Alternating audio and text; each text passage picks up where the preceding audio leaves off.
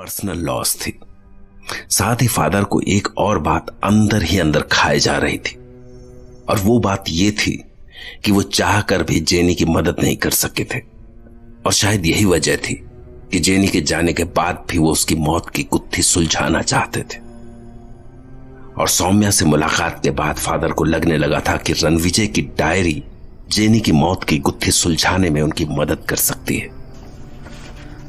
रत्नागढ़ महल, शैतान, भेड़िए, भाड़ मानुस, लड़कियां, coffin boxes. Ranvijay, I am sorry for you. ये दुनिया तुम्हारी डायरी पर कैसे यकीन कर सकती है, और खास तौर पर उस वक्त जब नक्शे में रत्नागढ़ का नामो निशान तक ना हो। But I believe you.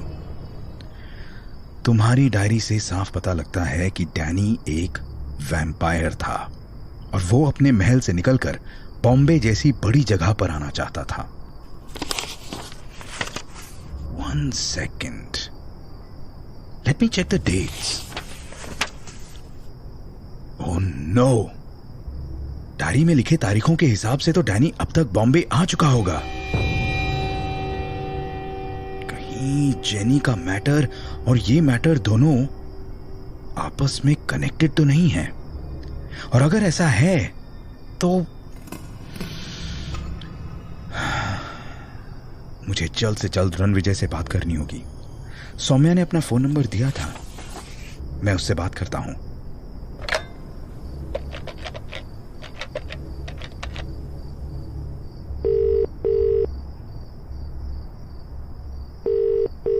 Hello Saumya, father De Silva here. Hello father, क्या हुआ? सौम्या, मैंने रणविजय की डायरी पढ़ी, एक बार नहीं कई बार पढ़ी, और पढ़ने के बाद मैं इस कंक्लूजन पर पहुंचा हूं कि डायरी में लिखा एक एक शब्द सच है। Oh my God! इसमें जो कुछ लिखा है वो एक एक बात रणविजय ने खुद ने एक्सपीरियंस की है। Saumya, Saumya, are you there? Yes father, yes I am here. I am really very sorry for Ranvijay, लेकिन डायरी में जिस शैतान का जिक्र है, I am 100% sure that Ranvijay के दिमाग में आज भी वो शैतान बसा हुआ है, Danny. And one more thing, diary में लिखे डिस्क्रिप्शन के बेसिस पर मेरा यह भी मानना है कि डैनी एक बहुत ही पावरफुल वैम्पायर है। तो मतलब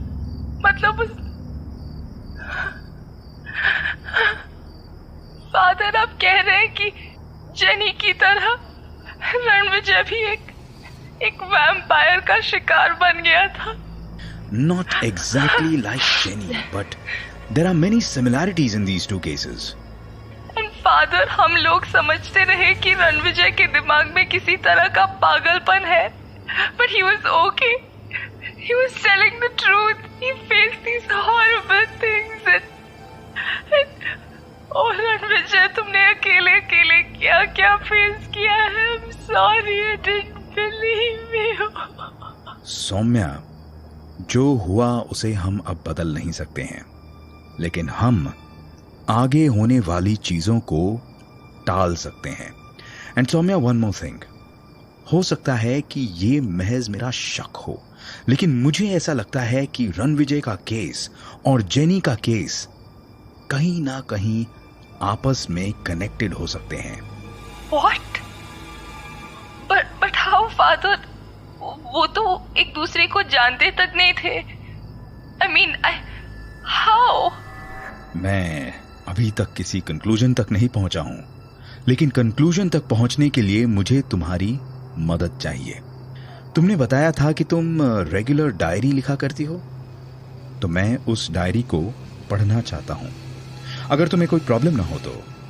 No, father, of course. उसमें ऐसी कोई पर्सनल बातें नहीं लिखी हैं। Of course, I can find it. Yeah. In fact मैं तुम्हारी और रणविजय दोनों की डायरीज को स्टडी कर एक परफेक्ट टाइमलाइन बनाना चाहता हूँ ताकि पता लगे कि कब क्या हुआ था। That's completely okay, Father. I'll look for my diary and I'll... That's fine. I have no problems with that. Anything to help him. और दूसरी बात, मैं रणविजय से मिलकर डायरी में लिखी बातों के बारे में डिटेल में बात करना चाहता हूँ। फादर, रणविजय की हालत बड़ी मुश्किल से इम्प्रूव हुई है। मैं वापस से उसे वो पुरानी बातें याद नहीं दिलाना चाहती हूँ। Can we please do this without him? Please उसे इन सब के बीच में मत घसीटिए, प्लीज। नो सौम्या, नो, मैं उसे परेशान नहीं करना चाहता हूँ। बिलीव मी, मुझसे बात करके उसे अच्छा ही लगेगा। Okay father, okay. अभी शायद रणविजय घर पर नहीं है। जैसे ही वो आता है मैं उससे इस बारे में बात करती हूँ। But please father, help him, please help him. Thanks Saumya. Thanks father, thank you. Father D'Silva इस बार कोई कसर नहीं छोड़ना चाहते थे। इसी वजह से वो जेनी से जुड़ी सारी कड़ियों को जोड़ने की कोशिश कर रहे थे। उनका डैनी को लेकर अंदाजा भी बिल्कुल सही था। डैनी रत्नागढ़ छोड़कर मुंबई आ चुका था और वो मुंबई को अपनी दुनिया बनाने की कोशिश कर रहा था और इस काम में जेनी उसका साथ दे रही थी। लेकिन उनके इन खौफनाक इरादों से अनजान एक घर के लॉन में एक छोटा सा बच्चा खेल रहा था। 8, 9, 10, 11, बस 11 ही। कितने कम गिफ्ट्स आए हैं मेरे बर्थडे पर और चाबी वाली कार भी नहीं आई है। कोई मुझे प्यार नहीं करता है। वो कौन है? कौन था यहाँ पर? अभी देखता हूँ। यहाँ तो कोई भी नहीं है, लेकिन अभी मैंने किसी को देखा था। हाँ? Happy birthday to you, happy birthday to you, happy birthday dear Raju, happy birthday to you। लेकिन मैं तो राजू नहीं हूँ, मैं आकाश हूँ। ओह, मैंने तो सोचा तुम राजू हो। अब वो सारे बर्थडे गिफ्ट्स जो मैं लेकर आई थी वो मुझे वापस लेकर जाने पड़ेंगे। Birthday gifts? हाँ, बर्थडे गिफ्ट्स, और उनमें चाबी से चलने वाली कार भी है। लेकिन तुम तो राजू नहीं हो। I am sorry for you. Aunty, आप मुझे गिफ्ट्स नहीं दे सकते हो क्या? बर्थडे तो मेरा भी है। पर वो गिफ्ट्स तो मैं राजू के लिए लेकर आई थी। लेकिन आकाश जैसे प्यारे बच्चे के लिए एक स्पेशल गिफ्ट तो होना ही चाहिए। सच में? आप मुझे गिफ्ट्स देंगी? हाँ, मेरे पास तुम्हारे लिए एक ऐसी कार है, जब वो चलती है तो उसमें लाइट जलती है। सच्ची? हाँ, सच्ची। तुम्हें चाहिए वो कार? आंटी, आप झूठ बोल रही हैं। ऐसी कार तो होती ही नहीं है। तुमने नहीं सुना ऐसी कार के बारे में? हाँ आंटी, आप सही कह रही हो।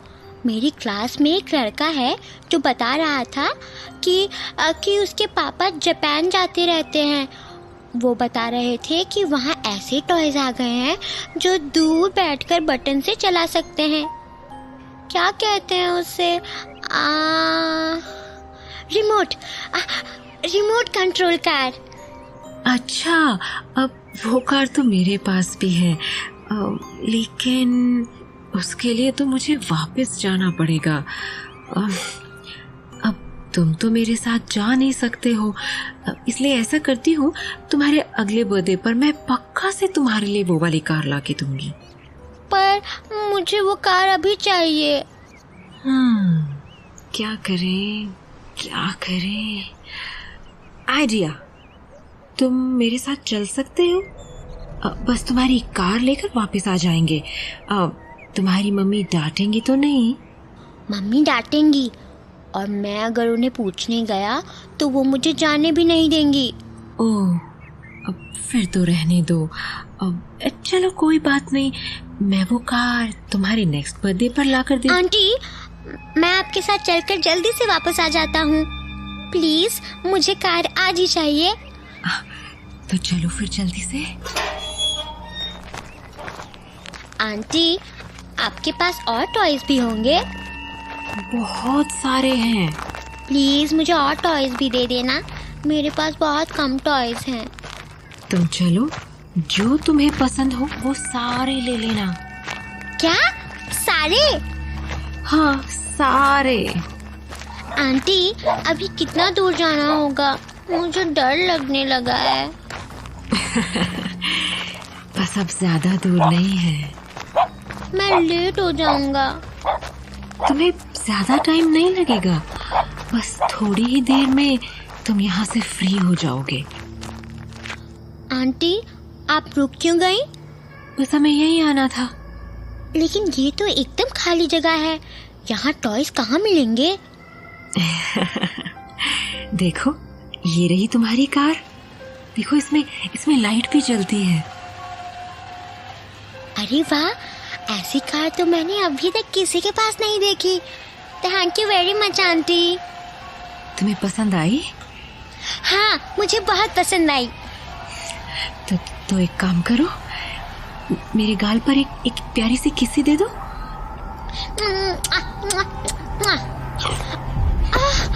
आंटी, आप क्या कर रही है? तुम्हें कार अच्छी लगी ना? हाँ, इसमें तो लाइट भी जल रही है। मुझे बहुत मजा आ रहा है। ये आप मेरे साथ क्या कर रहे हो? मेरे गले में दर्द हो रहा है, मुझे नींद आ रही है।